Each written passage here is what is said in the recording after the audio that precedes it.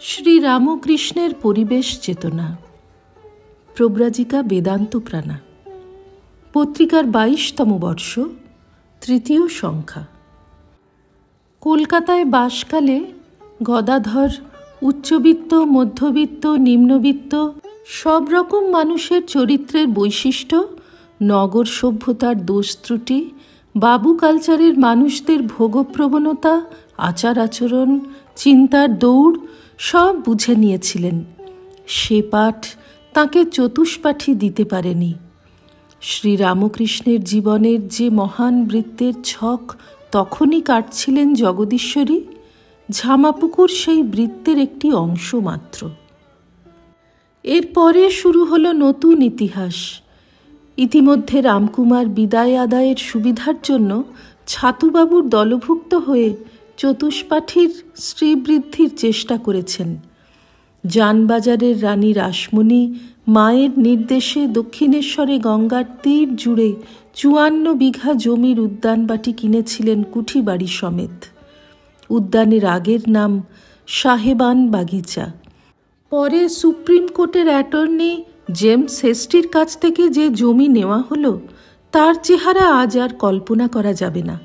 কুঠিবাড়ি, কবরডাঙ্গা, গাজী সাহেবের পীরের স্থান, পুকুর, আমবাগান, আবার এর মধ্যে কূর্ম পৃষ্ঠাকৃতি একটি স্থান যেটি শক্তি মন্দির প্রতিষ্ঠায় প্রশস্ত বলে মনে করা হয়, সেসবই ছিল এই জমিতে। পশ্চিমে গঙ্গা, উত্তরে বারুদখানা, দক্ষিণে আরেকটি কারখানা হওয়ার কথা ছিল, পরে সেখানে যদুলাল মল্লিকের বাগান বাড়ি হয়। ম্যাকিন্টস অ্যান্ড বার্ন কোম্পানি গঙ্গার ধারের পোস্তার ও দেবালয় নির্মাণের দায়িত্ব নিল।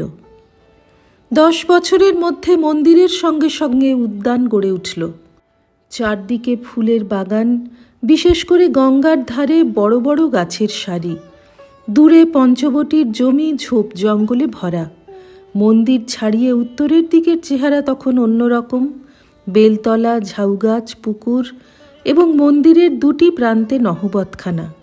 ফটক, ঘাট, পোস্তা, মন্দিরের বিশাল চত্বর, বিষ্ণু মন্দির, দ্বাদশ শিব মন্দির, চাঁদনি, মাঝখানে মায়ের নবরত্ন মন্দির। যেখানে ঝোপ জঙ্গল সেখানে ভূতের ভয়ে দিনের বেলাতেও কেউ যেত না। এখানেই রূপ নিল যুগাবতারের ভাবী নাটকের লীলামঞ্চ। শ্রীরামকৃষ্ণ 12 বছর কঠোর সাধনার আসন পাতলেন ওই পঞ্চবটি আর বেলতলায়। নিজের হাতে রচনা করলেন প্রকৃতির নিবিড় পরিবেশ। গোস্বামী তুলসীদাসজির মতে প্রায় 12.5 বছর শ্রীরামচন্দ্র চিত্রকূট পর্বতমালার নির্জনে তপস্বীর জীবন যাপন করেন।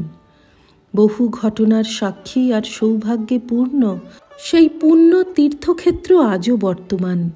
শোনা যায় দেবতারা, বিশেষ করে স্বয়ং বিশ্বকর্মা, বনবাসী রামচন্দ্রের জন্য পাহাড়ের ভিতর এক অপূর্ব দরবার এবং বাসস্থান রচনা করে দিয়েছিলেন।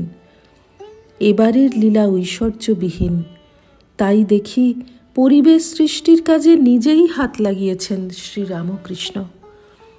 অন্তরের ব্যাকুলতায় রাগানুগা ভক্তির পথে তিনি প্রথম দিকে ঈশ্বরের দর্শন লাভের জন্য উন্মত্ত হয়েছিলেন।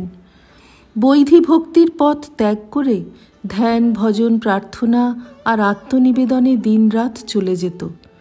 মা এখনো দেখা দিলি না বলে ক্রন্দনে দিক পূর্ণ করতেন।